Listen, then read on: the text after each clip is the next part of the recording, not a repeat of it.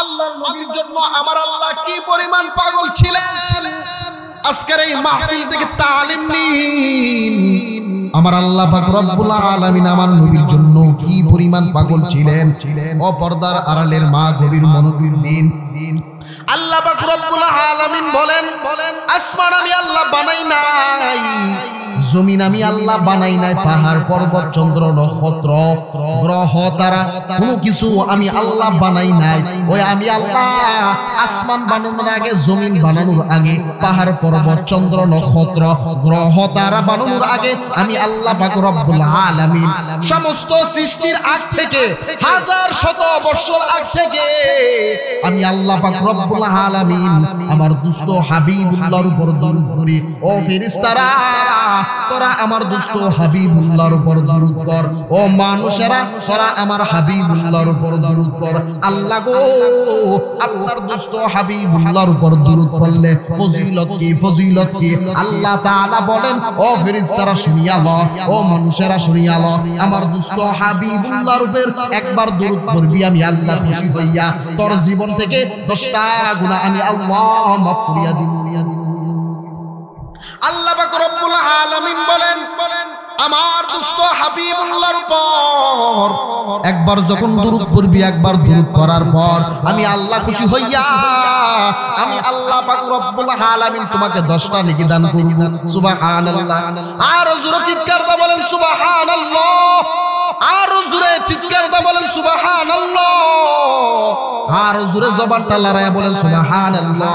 ও পর্দার আড়ালের মা, ফেরেশতা ডাক দা বলে, আল্লাহ গো, তাহলে একবার আসমানও থাকবে না, জমিনও থাকবে না, পাহাড় পর্বত চন্দ্র নক্ষত্র গ্রহ তারা কোনো কিছু থাকবে না আল্লাহ। তাহলে আল্লাহ গো, আপনার দুষ্ট হাবিবুল্লাহর উপর কে দরুদ পড়বে? আল্লাহ পাক রব্বুল আলামিন বলেন, আসমান থাকবে না, জমিন থাকবে না, পাহাড় পর্বত চন্দ্র নক্ষত্র থাকবে না, আমি আল্লাহ ছিলাম, আমি আল্লাহ পাক রব্বুল আলামিন থাকবো। কোনো কিছু ছিল না ওই সময় আমি আল্লাহ তাআলা আমার দুষ্ট হাবিবুল্লাহর উপর দরুদ পড়তাম। আসমান থাকবে না, জমিন থাকবে না, পাহাড় পর্বত চন্দ্র নক্ষত্র গ্রহ তারা কোনো কিছু থাকবে না। ওই সময় আমি আল্লাহ আমার দুষ্ট হাবিবুল্লাহর উপর দরুদ পড়ব। ও পর্দার আড়ালের মা, আল্লাহর নবী কেমন নবী আল্লাহ পাক রব্বুল আলামিন আমাদেরকে দান করেছেন। ও পর্দার আড়ালের মা গো, আল্লাহর নবী যখন দুনিয়ার জমিনে আসবেন, মা আমিনার গর্ভের ভিতরে আল্লাহর নবী যখন আসতেন, আল্লাহর নবী যখন মা আমিনার গর্ভের ভিতরে আসতেন, মা আমিনা বলে, ও দুনিয়ার মানুষেরা, তোমাদের গর্ভের ভিতরে যখন সন্তান দুনিয়ার জমিনে আসে, তোমাদের পেট বড় হয়, তোমাদের ভূমি ভূমি ভাব হয়, তোমাদের শরীর দুর্বল হয়ে যায়। আল্লাহ জাতু সিফাতের কসম, আমার মুহাম্মদ যখন আমার গর্ভের ভিতরে আসছে, আল্লাহ জাতু সিফাতের কসম, আমি আমিনা কোনো প্রকার ভূমির ভাব হয় না, আমার কোনো প্রকার কষ্ট হয় না, আমার কোনো প্রকার খারাপ লাগে না। বরঞ্চ আমার গর্ভের ভিতরে যখন আমার মানিক আসছে, আমি যখন ঘুমাই স্বপ্ন যুগে তাকাইয়া দেখি 4 জন মহিলা আসিয়া জান্নাত থেকে আমাকে সালাম দেয়। আমি জাগদা বলি, ও মহিলারা আপনারা কারা? মহিলারা চিৎকার দিয়া দিয়া বলে, আমি হলাম ফেরাউনের বিবি আসিয়া। ও দুনিয়ার মুসলমানেরা, খালি এতটুকুই শেষ হয় না, এতটুকুই শেষ হয় না। মা আমিনার গর্ভে যখন আল্লাহর নবী যখন আসছে, আসার পর মা আমিনা বলেন, ও দুনিয়ার মানুষেরা, আমার গর্ভের ভিতরে যখন আমার মালিক আল্লাহ দান করেছেন, আমার কেমন হালাত হয়েছিল? বলে, কেমন হালাত হয়েছিল? ও দুনিয়ার মুসলমানেরা, ও পর্দার আড়ালের মা, গভীর মনোযোগ দিয়া শোনো। আমার মা, আমার আম্মা জান আমিনার গর্ভে যখন আল্লাহর নবী যখন আসছে, আসার পর আল্লাহর নবী যখন আম্মা জানের গর্ভের ভিতরে আসছেন, আল্লাহর নবীর মা আমেনা যখন থুতু পালায়, আর ওই থুতু থেকে মেশকে আম্বরে গান জারি হয়ে যায়। সুবহানাল্লাহ। জোরে কোন না সুবহানাল্লাহ। আম্মা জান আমেনা বলেন, ও দুনিয়ার মহিলারা, আমার মুহাম্মদ যখন আমার গর্ভের ভিতরে আসছে, আসার পর আমি যখন ঘরের ভিতরে বসি, ঘরের দেওয়াল আমাকে সালাম দেয়। সুবহানাল্লাহ। খালি এতটুকুই না, আমি যখন ঘর থেকে বাহির হই, বাহির হইলে জানোনি কি হয়? বলে এই পাথরে চলে আসে। মা আমিনা বলে, আমার কলিজার টুকরা মোহাম্মদ যখন আমার গর্ভের ভিতরে আইছে, আমি যখন থুতু পালাইলে থুতু থেকে মেশকে আম্বরে ঘ্রাণ জারি হয়ে যায়। আম্মা জানা আমেনা, মা আমেনা জানেন কি হয়েছে? মা আমেনা বলেন, আমি যখন গোসল করতে যাই, গোসলখানা পুরাটা মেশকে আম্বরে ঘ্রাণ দ্বারা মুগ্ধ হয়ে যায়। দাদা আব্দুল মুত্তালিব ডাক দা বলো, পুত্রবধূ তুমি কেন মেশকে আম্বরে সুগন্ধ ব্যবহার করো? এই মক্কার জমিনে আইন জারি আছে, যারা বিধবা মহিলারা সুগন্ধি ব্যবহার করতে পারবে না। ও আমেনা গো, তুমি কেন সুগন্ধি ব্যবহার করো? মক্কার অলিতে গলিতে বাজারে বাজারে যখন আমি যাই, মানুষ বলা বলি করতে থাকে, আমার লজ্জা লাগে। ও আমেনা গো, তুমি কেন সুগন্ধি ব্যবহার করো? তুমি কেন সুগন্ধি ব্যবহার করো? মা আমেনা চিৎকার দাও বলে, ও বাবা দান, আল্লাহ জাতু সিফাতের কসম, আমি কোন প্রকার মেশকে আম্বরে ঘ্রাণ ব্যবহার করি না। বলে তাহলে তোমার শরীর থেকে কেন এত সুন্দর ঘ্রাণ বার হয়? এই কথা বলার পর মা আমেনা চোখের পানি সারিয়া বলে, ও বাবা জান তাকাইয়া দেখেন, আমার গর্ভের ভিতর যখন আল্লাহ পাক রব্বুল আলামিন মানিক দিয়েছে, ওই মানিক আসার পর আমার শরীর থেকে অটোমেটিকলি সুগন্ধ বাইর হয়ে যায়। সুবহানাল্লাহ। বলে বাবা আমার গর্ভের ভিতর যখন আল্লাহ পাক রব্বুল আলামিন যখন মানিক দান করছেন, আর এই মানিক যখন আসছে, আসার পর আমি যখন থুতু বালাই, এই থুতু থেকে মেশকে আম্বরের ঘ্রাণ জারি হয়ে যায়। সুবহানাল্লাহ। খালি এতটুকুই না, ও বাবা আমার ছেলে মুহাম্মদ যখন দুনিয়াতে আসছে, আল্লাহর নবী যখন দুনিয়াতে আসছে, আসার পর মানুষ হাউমাউ করে কান্না করে। আর আল্লাহর নবী যখন দুনিয়াতে আসছে, আসার পর সঙ্গে সঙ্গে সাজদায় পড়া ইয়া হাব্বি উম্মতি বলে উম্মতি বলে চিৎকার শুরু করছে। ও পর্দার আড়ালের মা, আল্লাহ পাক রব্বুল আলামিন আমাদেরকে এত বড় দামি নবী দান করেছেন। এজন্য মা আল্লাহর নবীর মুহাব্বত অন্তরের ভিতরে ঢুকাইতে হবে। যেমন সাহাবায়ে কেরাম আজমাইন আল্লাহর নবীকে মুহাব্বত করতেন। হযরতে আবু বকর আল্লাহর নবীর জন্য কি পরিমাণ যে মুহাব্বত করতেন, আল্লাহর নবী বলেন, আমি নবীর উম্মতের মধ্যে আবু বকর আছি। সুবহানাল্লাহ। অন্য কোন নবীর উম্মতের মধ্যে আবু বকর নাই। এজন্য পর্দার আড়ালের মাদেরকে বলে, ও পর্দার আড়ালের মা, নবীর মুহাব্বত অন্তরের ভিতর ঢুকাইতে হবে। যেমন হযরতে হানজালার ঘটনা শুনেন। হযরতে হানজালা আল্লাহর নবীকে কি পরিমাণ মুহাব্বত করতেন। হযরতে হানজালা আল্লাহর নবী অর্ডার দিলেন, ও হানজালা তুমি বিবাহ করো। আল্লাহর নবীর অর্ডার পাওয়ার পর হযরতে হানজালা বিবাহ যখন করলেন, আল্লাহর নবী সাহাবী হানজালা বিবাহ করার পর বাসর রাত্রে ঢুকলেন। বাসর রাত্রে ঢুকার পর কে জানি হানজালার ঘরের পাশ দিয়া যাইতেছেন, আর ডাক দা বলে, হানজালা আল্লাহর নবী মারা গেছে, আল্লাহর নবী দুনিয়ার জমিনের ভিতরে নাই। এই কথা শোনার পর হানজালা রাদিয়াল্লাহু তাআলা আনহু সঙ্গে সঙ্গে বিছনা থেকে উঠিয়া বিবিকে ডাক দা বলে, বিবি গো তাড়াতাড়ি আমার হাতের মধ্যে তরবারিটা দাও। বিবি ডাক দা বলে, হানজালা আপনি তরবারি নিয়ে কি করবেন? তরবারি নিয়ে কি করবেন? হানজালা চোখের পানি সারিয়া ডাক দা বলে, বিবি যে শহরের মধ্যে মদিনা ওয়ালা নবী থাকবে না, যেই শহরের মধ্যে মদিনার নবী থাকবে না, ওই শহরের মধ্যে আমি হানজালা থাকতে চাই না। এই বলিয়া হানজালা রাদিয়াল্লাহু তাআলা আনহু যুদ্ধের ময়দানে হাজির হয়ে গেলেন। বিবি ডাক দা বলে, স্বামী গো আপনার নাপাক বদন নিয়ে যুদ্ধের ময়দানে যাইয়েন না, আপনি পবিত্র হইয়া যান। হানজালা রাদিয়াল্লাহু তাআলা আনহু যুদ্ধের ময়দানে গিয়া যুদ্ধ করতে করতে এক পর্যায়ে শহীদ হয়ে গেলেন। আল্লাহর নবীর সাহাবী হানজালা যখন যুদ্ধের ময়দানে গিয়া শহীদ হয়ে গেলেন, শহীদ হয়ে যাওয়ার পর সমস্ত সাহাবায়ে কেরাম একত্রিত হয়ে গেলেন। যারা শহীদ হয়ে গেলেন তাদের লাশগুলো আলাদা করতেছেন। ওই দিক দিয়া শহীদদের সর্দারকে যখন মাকবারার ভিতরে ঢুকান, আল্লাহর নবী ডাকতে বলেন, সাহাবায়ে কেরাম সমস্ত সাহাবায়ে কেরাম যারা শহীদ হয়ে গিয়েছে তাদেরকে বিনা গোসলে তোমরা জানাজার ব্যবস্থা করো। এই কথা বলার পর নবীর পাশ থেকে এক মহিলা চিৎকার দেয়া বলে, ইয়া রাসূলুল্লাহ, ও পয়গম্বর, সবাইকে বিনা গোসলে আপনি জানাজা দিয়া দিবেন, কোনো সমস্যা নাই গো পয়গম্বর, কিন্তু আমার স্বামী হামজালাকে আপনি ও পয়গম্বর বিনা গোসলে জানাজা দিয়েন না। আল্লাহর নবী বলেন, এই মহিলা, সবাইকে আমি বিনা গোসলে জানাজা দিয়া দিন, কিন্তু তোমার স্বামীকে কেন আমি বিনা গোসলে আমি কেন জানাজা দিব না? এই কথা বলার পর মহিলা কান্না জড়িত কণ্ঠে ডাক দেয়া বলে, পয়গম্বর, আমার স্বামী বাসর রাত্রে যখন আমার সঙ্গে ঘুমাইছে, তার শরীর যখন নাপাক হয়ে গিয়েছে, ও স্বামী, আমার স্বামী যখন পয়গম্বর যখন শুনছে আল্লাহর নবী মারা গেছে, এই কথা শোনার পর আমার স্বামী নাপাক শরীরে যুদ্ধের ময়দানে শামিল হয়ে গেল। ও পয়গম্বর, আমার স্বামী যুদ্ধ করতে করতে মারা গেছে, আমার স্বামীকে গোসলের ব্যবস্থা করে আপনি জানাজার ব্যবস্থা করেন। এই কথা বলার পর আল্লাহর নবী সাহাবায়ে কেরামদেরকে বলেন, ও সাহাবায়ে কেরাম, হানজালার লাশটা তালাশ করো, হানজালার জন্য গোসলের ব্যবস্থা করো।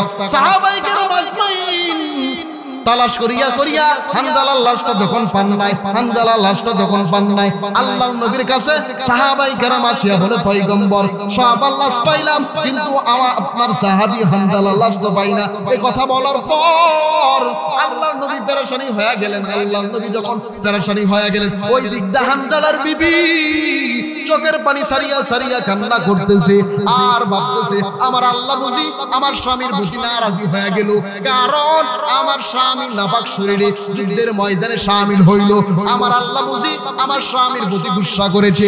এই চিন্তা করিয়া করিয়া করিয়া করিয়া করিয়া যখন হানজালার বিবি যখন কান্না করতেছে, আল্লাহ পাক রব্বুল আলামিন জিব্রাইলকে পাঠায়া দিয়েছে, জিব্রাইল যা যা বলে, কোথায় যাইবো? বলে হানজালার বিবিকে জানাইয়া দে, আমার পয়গম্বরকে জানাইয়া দে, সব মানুষ এক মানুষ হয় না, সব শহীদ এক শহীদ হয় না, হানজালা এমন একটা শহীদ। বলে কেমন শহীদ? হানজালা কেমন শহীদ? বলে আমার আল্লাহ পাক রব্বুল আলামিন হানজালাকে কবুল করিয়া ফেলেছে, আমার আল্লাহ পাক রব্বুল আলামিন কুদরতিভাবে যুদ্ধের ময়দান থেকে আল্লাহ উঠাইয়া এই জান্নাতের ভিতরে উঠাইয়া আল্লাহ পাক রব্বুল আলামিন নিজে জান্নাতের পানি দিয়া নুজুল করায়া দিয়েছে। সুবহানাল্লাহ।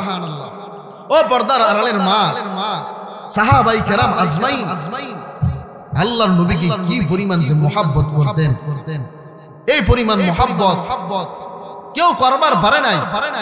হযরতে আবু বকর আল্লাহর নবীকে কি পরিমাণ মুহাব্বত করতেন, নিজের জিন্দেগি দিয়া বেশি মুহাব্বত করতেন। ও পর্দার আড়ালের মা, হযরতে আবু বকর, হযরতে হানজালা, হযরতে বেলাল, তাদের দিলের ভিতরে আল্লাহর নবীর মুহাব্বত ছিল। আল্লাহর নবীকে তারা নিজের জীবনের চাইতে বেশি মুহাব্বত করতেন। আমরা যদি আমাদের অন্তরের ভিতরে আল্লাহর নবীর মুহাব্বত ঢুকাইতে পারি, তাহলে আমাদের দাম আল্লাহ তাআলার কাছে বেশি হয়ে যাবে। সুবহানাল্লাহ। আমরা আমাদের মালিকের জান্নাতের ভিতরে ঢুকতে পারবো। গভীর মনোযোগ দিয়ে শুনেন। সাহাবায়ে কেরাম আজমাইন আল্লাহর নবীকে ভালোবাসতেন। হযরতে খাব্বাব রাদিয়াল্লাহু তাআলা আনহু আল্লাহর নবীকে ভালোবাসতেন। আল্লাহর নবী যখন দ্বীনের দাওয়াত দেয়, মক্কার ভিতরে দ্বীনের দাওয়াত দেওয়ার পর কাফের বেঈমানেরা বলে, এই ইসলামের দাওয়াত কিভাবে বন্ধ করা যায়? সমস্ত বেঈমানেরা দারুন নাদওয়া নামক একটা কক্ষ ছিল, কক্ষের ভিতরে আসিয়া সমস্ত বেঈমানেরা একত্রিত হওয়ার পর তারা পরামর্শ করল যে আজকে রাতে মুহাম্মদের ঘরটাকে আমরা ঘেরাও দিয়া দিব। যখন সকাল হবে, সকাল হওয়ার পর আমরা চতুর্দিক দিয়ে তাকে বেষ্টন করে সবার সামনে তাকে একেবারের জন্য তাকে মেরে ফেলব। যখন এই পরামর্শ করলেন, আল্লাহর নবীকে জীবনের ভিতরে তারা মেরে ফেলবে। এই পরামর্শ করার পর আল্লাহর নবীর কানের মধ্যে যখন এই আওয়াজ আসলো যে মুহাম্মদকে জীবনের তরে শেষ করে দিব, আল্লাহর নবী ঘাবড়ায় গেলেন। আল্লাহর নবী ঘাবড়ায় যাওয়ার পর আল্লাহ তাআলা জিব্রাইলকে পাঠায়া বলে, জিব্রাইল আমার দুষ্ট হাবিবুল্লাহকে বলো, আমার দুষ্ট হাবিবুল্লাহকে যদি আমি আল্লাহ বাঁচায়া রাখতে চাই, দুনিয়ার কোন শক্তি নাই আমার দুষ্ট হাবিবুল্লাহকে মেরে ফেলবে। ও জিব্রাইল তাড়াতাড়ি আমার দুষ্ট হাবিবুল্লাহকে জানায়া দাও। এক মুষ্টি বালু নিত, এক মুষ্টি বালু যখন হাতের মধ্যে আল্লাহর নবী যখন নিলেন, আল্লাহ পাক রব্বুল আলামিন বলেন সূরা ইয়াসিন পড়িয়া হাবিবুল্লাহ আপনি এই বালুর মধ্যে দুম করেন। সূরা ইয়াসিন পড়ার পর যখন এই বালুর মধ্যে আল্লাহর নবী যখন দুম করেন, দুম করার পর আল্লাহ তাআলা বলেন হাবিব এই বালুগুলো চারো দিক দিয়ে আপনি বেষ্টন করে দিন। যখন চারো দিক দিয়ে এই বালুগুলো যখন বেষ্টন করে দিল, বেষ্টন করে দেওয়ার পর কাফের বেঈমান উতবা সাইবা আবু জাহেল্লার চোখের আলো বন্ধ হয়ে গেল। আল্লাহর নবী সঙ্গে সঙ্গে বাইর হয়ে আল্লাহ তাআলা বলেন হাবিব আপনি মক্কার উদ্দেশ্যে আপনি রওনা দিন, মক্কা থেকে মদিনার উদ্দেশ্যে আপনি হাবিব রওনা দিন। আল্লাহর নবী সঙ্গে সঙ্গে মক্কা থেকে যখন মদিনার উদ্দেশ্যে রওনা দেয়, আল্লাহর নবীর প্রিয় সাহাবী হযরতে আবু বকর সিদ্দিকের ঘরের দরওয়াজার সামনে যখন নবী গভীর রাত্রে গেলেন, গভীর রাত্রে যাওয়ার পর আল্লাহর নবী যখন আবু বকর সিদ্দিকের ঘরের দরওয়াজার সামনে গিয়া যখন সুটু করিয়া একটা যখন সালাম দিলেন, সালাম দেওয়ার পর হযরতে আবু বকর সঙ্গে সঙ্গে লাব্বাইক বলিয়া যখন আল্লাহর রাসূলকে স্মরণ করলেন, যখন লাব্বাইক বললেন আল্লাহর নবী ডাকদা বলে আবু বকর গভীর রাত্র হয়ে গেল আপনি এখন কি ঘুমান নাই? এই কথা বলার পর আবু বকর সিদ্দিক চোখের পানি সারিয়া সারিয়া বলে ইয়া রাসূলুল্লাহ ইয়া হাবিবাল্লাহ এগো পয়গম্বর আমার একদিন নয় দুই দিন নয়, ও ইয়া রাসূলুল্লাহ ইয়া হাবিবাল্লাহ আমি টানা 6 মাস যাবত ঘুমাই না। আল্লাহর নবী বলেন আবু বকর আপনি কেন 6 মাস যাবত কেন ঘুমান না, কেন কি হয়েছে আপনার? এ কথা বলার পর আবু বকর সিদ্দিক চোখের পানি সারিয়া সারিয়া বলে ইয়া রাসূলুল্লাহ 6 মাস আগে নবী আপনি বলেছিলেন মক্কা থেকে মদিনায় হিজরত করতে হবে, ওই দিন থেকে পয়গম্বর আমি আর ঘুমাই না। আল্লাহর নবী ডাকদা বলেন আবু বকর কেন তোমার কি হয়েছে, কেন তোমার কি হয়েছে? আবু বকর চোখের পানি সারিয়া বলে পয়গম্বর আপনার মা নাই বাবা নাই, আপনি যখন গভীর রাত্রে আসিয়া আবু বকর বলিয়া ডাক দিবেন, এক ডাকের পর যখন দ্বিতীয় ডাক দিবেন আপনি কষ্ট পাইবেন, আপনি কষ্ট পাইলে আর সে আল্লাহর মালিক আল্লাহ কষ্ট পাইবে, আর আল্লাহ যদি কষ্ট পায় আমি আবু বকর আমার মাওলার জান্নাতের ভিতরে কখনো ঢুকতে পারবো না। ইয়া রাসূলুল্লাহ ইয়া হাবিবাল্লাহ ওই দিন থেকে আমি আবু বকর ঘুমাই নাই। আমি যখন রাত্র গভীর হয় আমি ঘরের দরওয়াজার মধ্যে কানটা লাগায় দাঁড়ায় থাকি। কোন সময় আমার মায়ার নবী আসবে, মক্কা থেকে মদিনায় হিজরত করবে। আল্লাহর নবী ডাকদা বলে আবু বকর তোমার কষ্ট শুধু এইখানে শেষ হবে না, তোমার এই হিজরত শুধু এইখানে শেষ হবে না, তোমার এই হিজরত মালিকের জান্নাত পর্যন্ত হইবে। আল্লাহর নবীর জন্য সাহাবায়ে কেরাম কি পরিমাণ মহব্বত করতেন, কি পরিমাণ মহব্বত করতেন। আল্লাহর নবীর মহব্বত অন্তরের ভিতরে কি পরিমাণ ছিলেন, আল্লাহর নবীর মহব্বত কি পরিমাণ ছিলেন।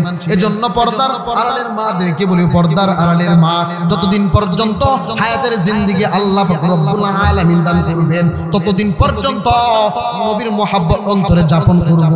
আল্লাহ পাক রব্বুল আলামিন বলেন আমাকে যদি পাইতে চাও ফাত্তাবিউনি, তাহলে আমি নবীর ইতাআত করো, অনুকরণ করো। ইউহিব্বুকুল্লাহ, তাহলে আমি আল্লাহকে ভালোবাসা হয়ে যাবে। এজন্য পর্দার আড়ালের মাদেরকে বলি, ও পর্দার আড়ালের মা, যতদিন পর্যন্ত হায়াতের জিন্দেগি পাইবো ততদিন পর্যন্ত আমরা আল্লাহর নবীর মুহাব্বত অন্তরের ভিতরে যাপন রাখবো। পারবো না?